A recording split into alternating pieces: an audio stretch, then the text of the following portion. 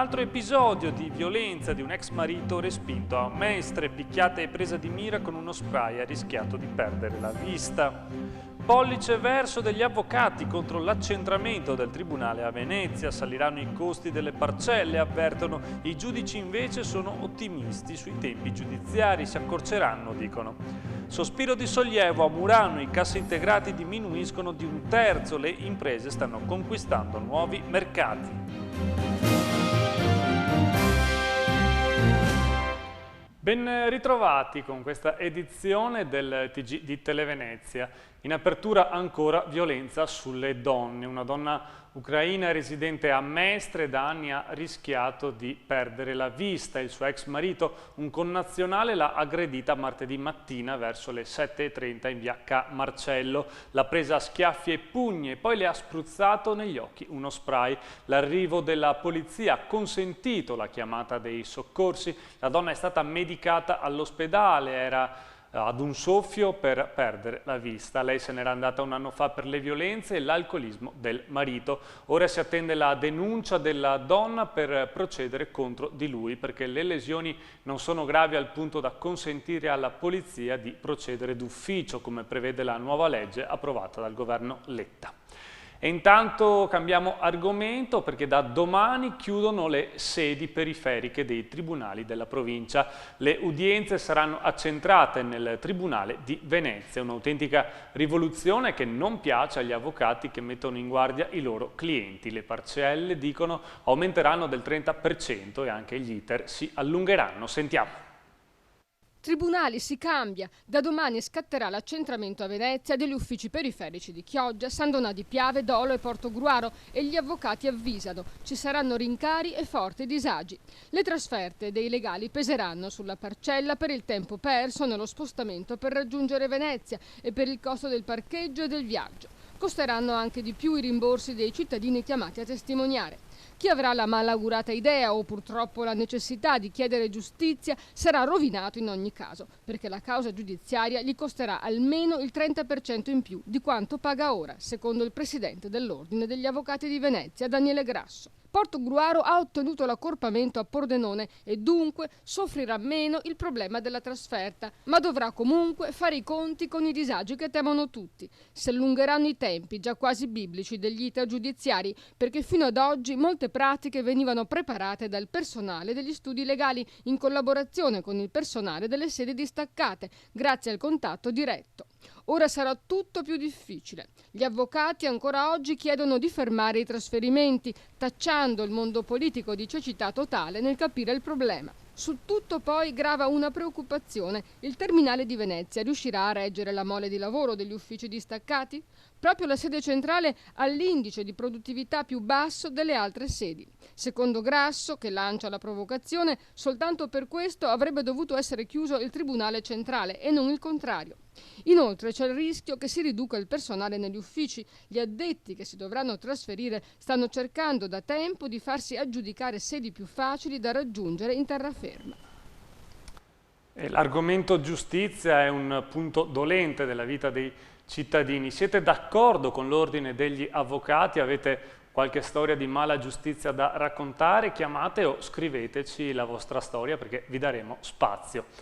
Ed è stato prosciolto dall'accusa di diffamazione il critico Vittorio Sgarbi, che ha dato dell'omosessuale all'ex responsabile nazionale della UIL Beni Culturali Gianfranco Cerasoli, originario dell'Aquila, in un servizio andato in onda sul TG3 oltre 3 anni fa. Lo ha stabilito il giudice per le indagini preliminari dell'Aquila, Marco Billi, che ha accolto la richiesta di archiviazione presentata dal pubblico ministero di un procedimento giudiziario nato da una querela nei confronti di Sgarbi presentata appunto dallo stesso Cerasoli, oggi responsabile delle relazioni industriali della SIAE. Tutto era cominciato quando Sgarbi venne nominato sovrintendente del Polo Museale di Venezia da parte dell'allora ministro della Cultura Sandro Bondi, nomina sulla quale, anche dopo alcune osservazioni di Cerasoli, la Corte dei Conti ebbe da ridire, andando a soppesare la presunta lesione della reputazione di Cerasoli da parte di Sgarbi nel servizio video del TG3. Il GIP ha sottolineato che la stessa persona offesa a fare esplicito riferimento agli SMS ricevuti, mostrando l'operatore il proprio apparecchio telefonico, mentre l'indagato Sgarbi si esprime usando toni indubbiamente meno diretti e più sfumati nei confronti di Cerasoli rispetto a quelli ai quali aveva fatto ricorso negli SMS privati, e dunque il giudice non ha ritenuto le dichiarazioni denigratorie. Ed ora torniamo a parlare delle misure prese dal Comune per ridurre il traffico sul Canal Grande. L'annuncio che dal 20 ottobre sul Canal Grande appunto non ci sarà più il battello dell'arte ha suscitato sollievo da parte di molti cittadini che ci hanno chiamato. Sempre semivuoto, è sempre apparso uno spreco agli occhi dei veneziani. Il Movimento 5 Stelle ha presentato 2 interrogazioni sull'argomento e ora chiede i conti. In studio con noi c'è una militante grellina, a te la linea Maria Stella. Accanto a me c'è Cristina Costantini, attivista del Movimento 5 Stelle. Il Movimento ha qualcosa da dire sul taglio del battello dell'arte. Ne abbiamo parlato anche ieri, è un'iniziativa dell'assessore Bergamo per la sicurezza della città. Abbiamo anche invitato molti di voi a scriverci e molti di voi ci hanno scritto, infatti, proprio per parlare di questa cosa. Anche il Movimento 5 Stelle ha qualcosa da dire su questo battello che è costato molto, vero? Sì, è costato per l'anno 2012 ben 400.000 euro, una perdita secca di denaro pubblico che doveva essere utilizzato, secondo noi, per i servizi di trasporto pubblico. Una perdita che era però prevista. Una perdita che non era prevista perché in 3 anni questa iniziativa economica doveva raggiungere un pareggio di bilancio, quindi nel 2014 ACTV avrebbe potuto vedere i risultati di questa impresa, tra virgolette. Sì, era prevista nel primo anno, diciamo, era quindi prevista. era necessario attendere 3 anni per recuperare. Ma adesso questo denaro i cittadini non lo vedranno, non lo vedranno sicuramente. Allora, cosa chiedete? Allora, noi chiediamo di rendere conto, primo, sulla questione dell'affidamento, cioè questo è un servizio che è stato passato come un servizio pubblico aggiuntivo quando di fatto è un servizio di tipo turistico. Secondo, chiediamo di farci vedere i conti per l'anno 2012-2013. Terzo, chiediamo di conoscere i premi che sono stati dati ai dirigenti. E in più chiediamo cosa verrà fatto dei 3 mezzi che sono costati enormemente, visto appunto il lusso degli interni, di come sono stati costruiti. Insomma, l'ennesimo esempio di spreco. L'ennesimo esempio di spreco. Attendiamo di sentire le risposte. Grazie al Movimento 5 Stelle. Grazie a voi. Grazie Maria Stella. In effetti sulla questione ACTV e anche sui vaporetti più lenti e anche meno presenti, avevamo parlato anche nelle edizioni precedenti. Vi avevamo invitato a scrivere, una delle mail che ci è arrivata arriva appunto da un ascoltatore, Francesco Lazzaretto, che dice: si chiede se vogliamo uccidere del tutto Venezia, e propone in maniera quasi ironica, ma è una risata un po' amara, di fare una Disneyland e noi residenti facciamo le comparse. La proposta invece concreta che fa è perché invece di diminuire i mezzi pubblici non diminuiamo un po' le barche da trasporto, istituendo sul Canal Grande una linea di vaporetti a ponte aperto su cui caricare solo merci carrellate. Quindi questa è la proposta che arriva dall'ascoltatore. Ne guadagnerebbero i tanti artigiani che lavorano su Venezia e ne guadagnerebbe certamente il traffico sul Canal Grande, che potrebbe godere di un alleggerimento di traffico di tope, topette e quant'altro, e anche un certo risparmio, conclude nella mail, per i clienti veneziani di molti servizi e, perché no, probabilmente un affare anche per il servizio pubblico. Questa è una delle tante proposte giunte in redazione. Vi invitiamo ovviamente a scrivere su questo come su tutti gli altri argomenti che trattiamo nelle nostre edizioni. E non c'è limite alla contraffazione, e a Venezia si vendono tarocchi di tutti i tipi. Guardate questa foto scattata a Venezia nelle vetrine dei bar vicini alla stazione ferroviaria. Persino il cannolo siciliano viene imitato. Il dolce siciliano non assomiglia né negli ingredienti né nella forma a quello che viene spacciato come tale a 2,5 € l'uno. La segnalazione di un lettore del Gazzettino sarà trovato dell'agenzia di comunicazione Found. E buone notizie sul fronte del lavoro. Calano i cassi integrati a Murano, il settore del vetro si sta riprendendo, un segnale che fa indubbiamente tirare un sospiro di sollievo nell'isola. Forse è l'uscita dal tunnel della crisi più nera del dopoguerra. Ci sono buone notizie sul fronte del lavoro, almeno per l'isola di Murano. Sono calate del 30% le domande per la cassa integrazione nel settore del vetro e non accadeva dal 2008, da quando è cominciata la crisi. L'annuncio è della Filtem CGIL provinciale, una notizia che rasserena un po' gli animi sull'isola, che alleggerisce la tensione, ma che non fa comunque abbassare la guardia né al sindacato né agli addetti ai lavori. Dei circa 1100 addetti del settore sono circa 400 quelli ancora coinvolti a rotazione con gli ammortizzatori sociali. Lo scorso anno erano 900. Nel mondo del sindacato però vige la cautela. Non è ancora certo che la produzione vetraria muranese sia uscita dalla crisi. Quel che è sicuro però è che le aziende hanno investito molto sulla promozione, conquistando nuovi mercati e innovando il prodotto. Il presidente degli industriali del vetro, Diego Ferro, ha confermato l'impegno degli imprenditori in questi 5 anni di crisi e continuano, ha detto, a partecipare alle più importanti fiere internazionali con prodotti innovativi nel settore dell'arredamento, puntando sul design. I mercati più promettenti sono costituiti dal Brasile e dagli Emirati Arabi, che stanno scoprendo il vetro veneziano in altre forme. E un'altra carta vincente evidentemente per far fronte alla crisi è inventarsi o altrimenti reinventarsi un lavoro, come vedremo nel prossimo servizio dove si reinventa appunto la consegna della pizza a domicilio. Sentiamo come viene effettuata. Inventarsi un lavoro in questi tempi di crisi sembra ormai la carta da giocare, ma cosa succede quando ci si reinventa un lavoro semplice, magari come quello delle pizze a domicilio? A farlo è il signor Adriano Marchiori, che con la pizzeria in piazzale Leonardo da Vinci a Mestre offre certo un servizio che non si vede tutti i giorni. Le pizze infatti vengono consegnate in bicicletta sfruttando la rete ciclabile del quartiere. Noi abbiamo deciso di lavorare soprattutto nel nostro quartiere, nel nostro circondario, in un raggio di 500 metri dalla pizzeria, per cui con la bicicletta ci si arriva agevolmente, insomma, altrettanto velocemente che con il motorino. Insomma. Un'idea sicuramente originale di reinventarsi la classica consegna in scooter, certo molto più economica e decisamente più simpatica. L'iniziativa del Comune di questi anni di dotare Mestre di un discreto itinerario di piste ciclabili ci facilita.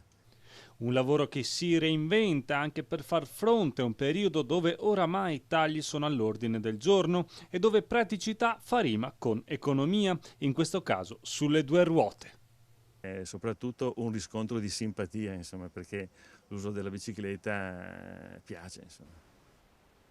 Ed è cominciato oggi per 101.000 studenti l'anno scolastico 2013-2014, ma dalla rete studentesca non tardano ad arrivare le nuove manifestazioni previste, la prima per l'11 ottobre. Vediamo.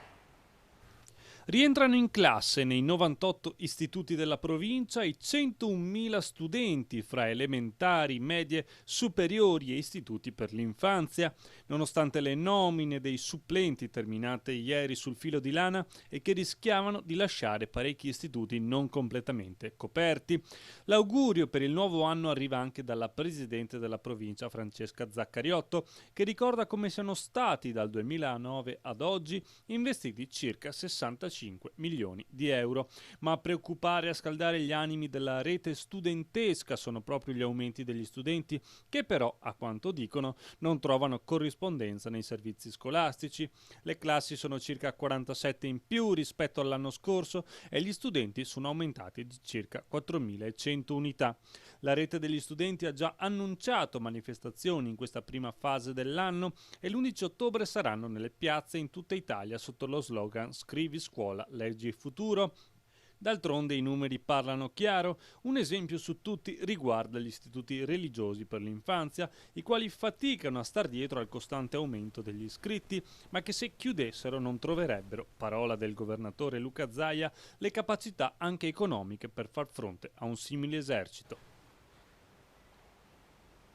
Ed ora passiamo alle notizie dalla provincia, perché è stato sventato un suicidio a Mirano. I carabinieri nel tardo pomeriggio di ieri sono stati chiamati da alcuni passanti che avevano notato una persona sul cornicione del cavalcavia autostradale sulla A4 Venezia-Padova in via Porara. Sotto un vuoto di 15 metri l'uomo di circa 50 anni aveva scavalcato la barriera e vicino a lui un amico e la moglie cercavano di fermarlo. I due militari sono intervenuti in coppia, mentre uno dei due lo ha distratto, l'altro lo ha raggiunto scavalcando a sua volta le barriere e bloccando l'uomo contro la rete. L'aspirante suicida si è reso conto che stava mettendo in pericolo anche il carabiniere giunto in suo soccorso e si è lasciato trascinare in salvo. All'origine c'erano problemi familiari ed economici. È scoperta una piantagione di canapa indiana nella frazione Vela nel comune di Cassaro. L'equipaggio dell'elicottero della sezione aerea della Guardia di Finanza di Venezia, ecco lo vedete nelle immagini, quella che è stato il risultato della scoperta, durante un volo di ricognizione sul fiume Livenza ha individuato la caratteristica macchia di colore della pianta esotica a cui appartiene una inconfondibile sfumatura di verde diversa dalle piante autoctone della campagna. Le piante già ad un buon punto di maturazione sono state estirpate e sequestrate dai finanzieri del reparto navale. Si stima che avrebbero potuto produrre almeno 12 kg di marijuana per un ricavato di almeno 30.000 euro. Sono in corso indagini per scoprire i responsabili. Nell'anno corrente, nell'anno in corso, la sezione aerea della Guardia di Finanza di Venezia ha sinora scoperto complessivamente 87 piante di canapa.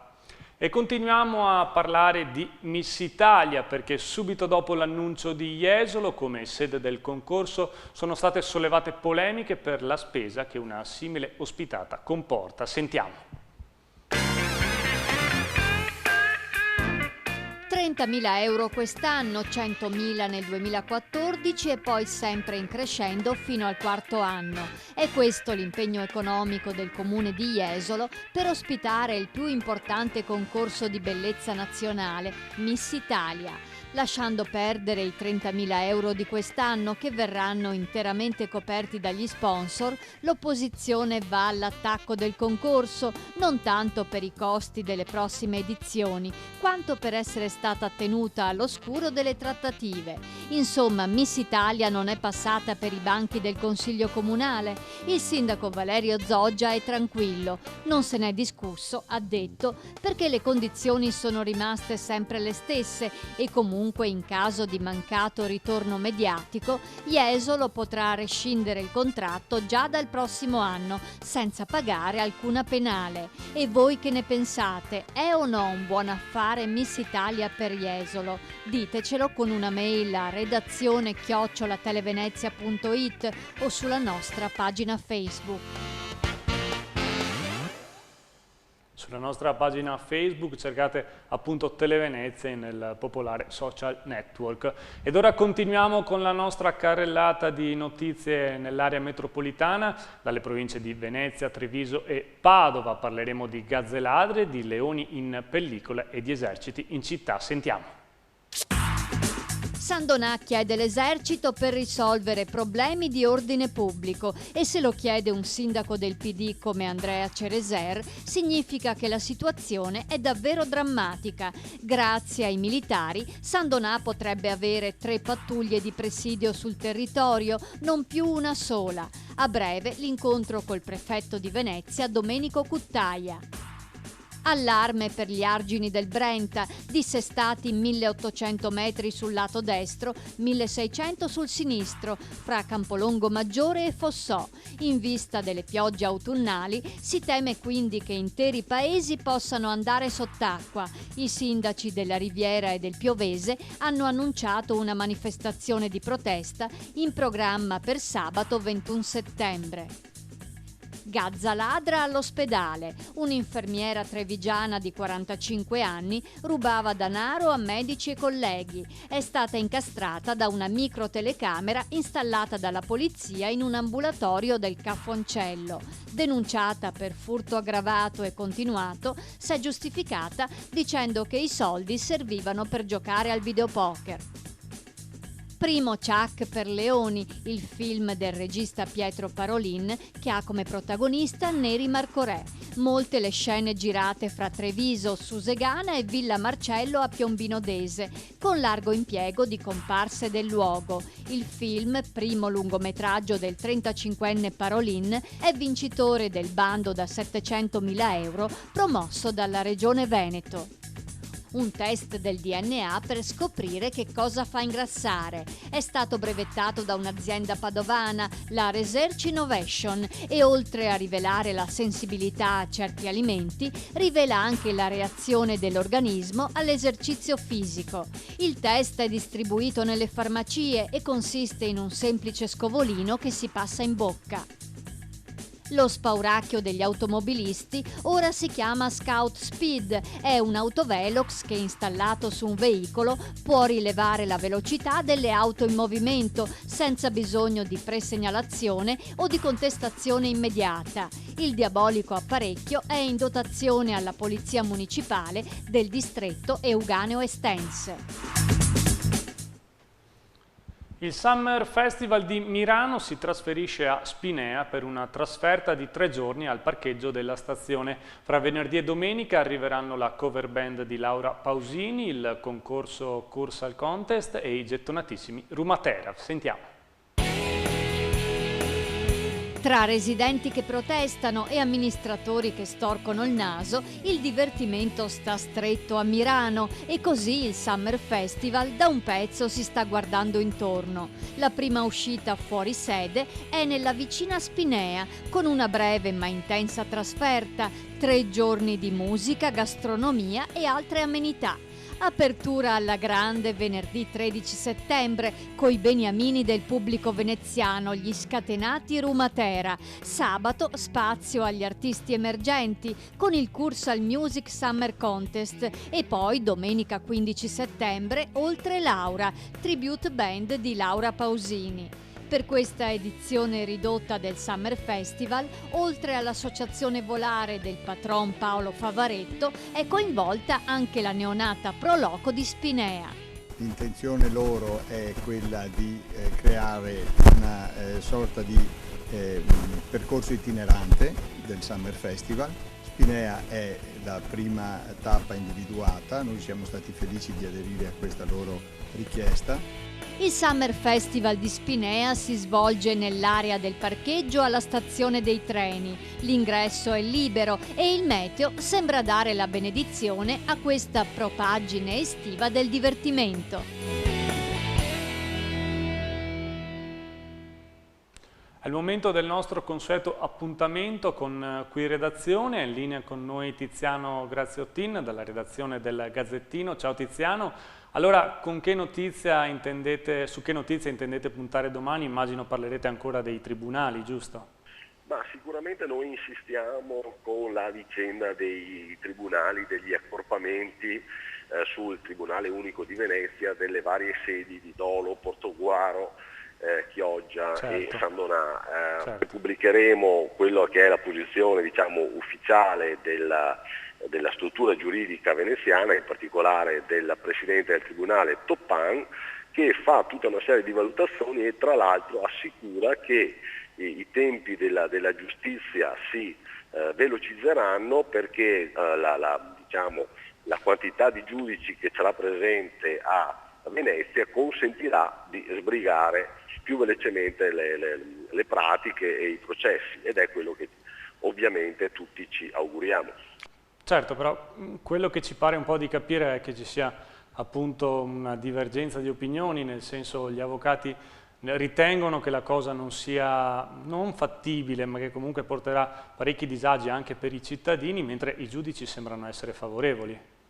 Gli avvocati hanno sempre contestato fortemente questo accorpamento, certo. Ed è indubitabile che per i cittadini qualche problema ci sarà, perché a fronte della comodità di avere un tribunale a San Donà piuttosto che a Chioggia o a Portogruaro piuttosto che a Dolo, ci sarà un problema evidentemente di trasferimento anche per i cittadini.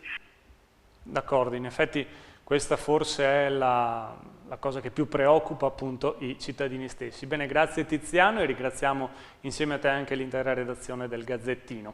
È il momento della rubrica Non ne posso più, quindi non perdo altro tempo e do subito la linea a Edoardo Sivori. Vediamo.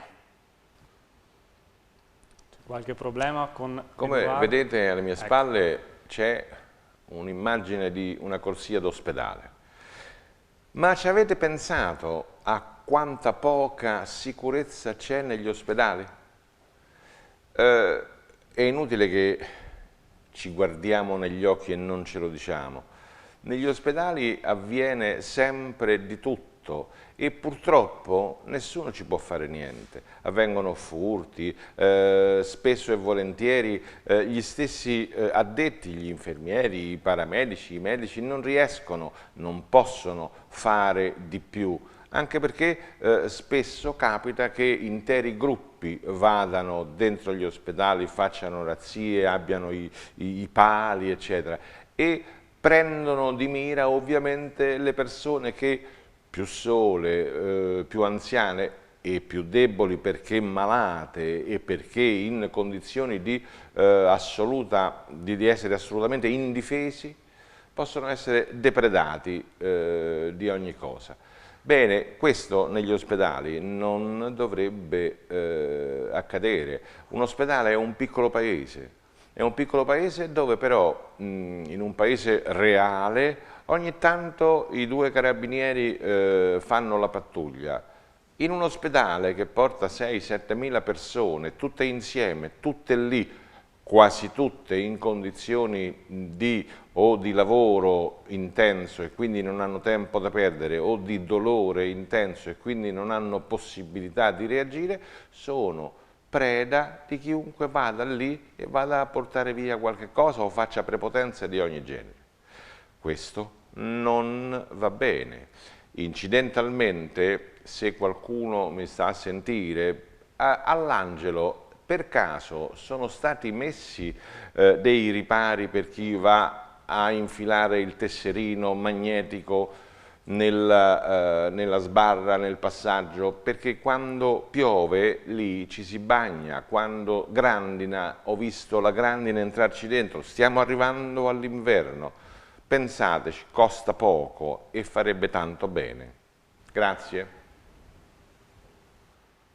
È il momento delle previsioni meteo, allora vediamo insieme che tempo farà nei prossimi giorni.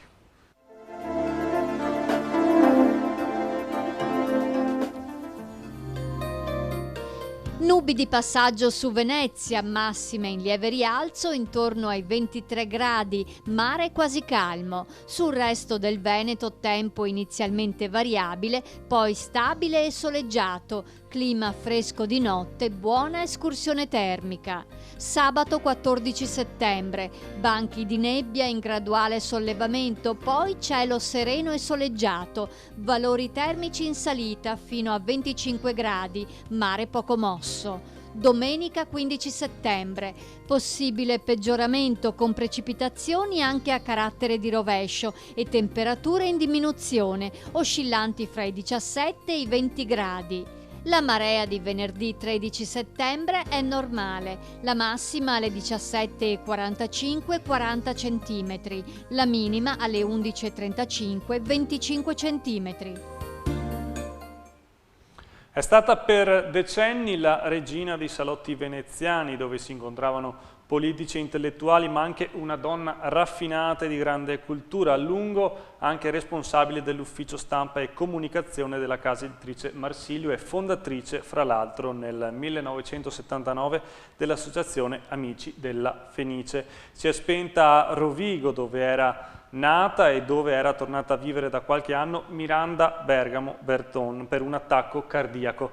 Lascia un grande vuoto a Venezia, la sua città d'elezione, dove era fra le protagoniste della vita culturale della città. Ed è tutto per questa edizione, vi diamo appuntamento a quella delle 6:30, 7:30, mentre per l'informazione serale 19, 20:30 e 23. Arrivederci dalla redazione del TG di Televenezia.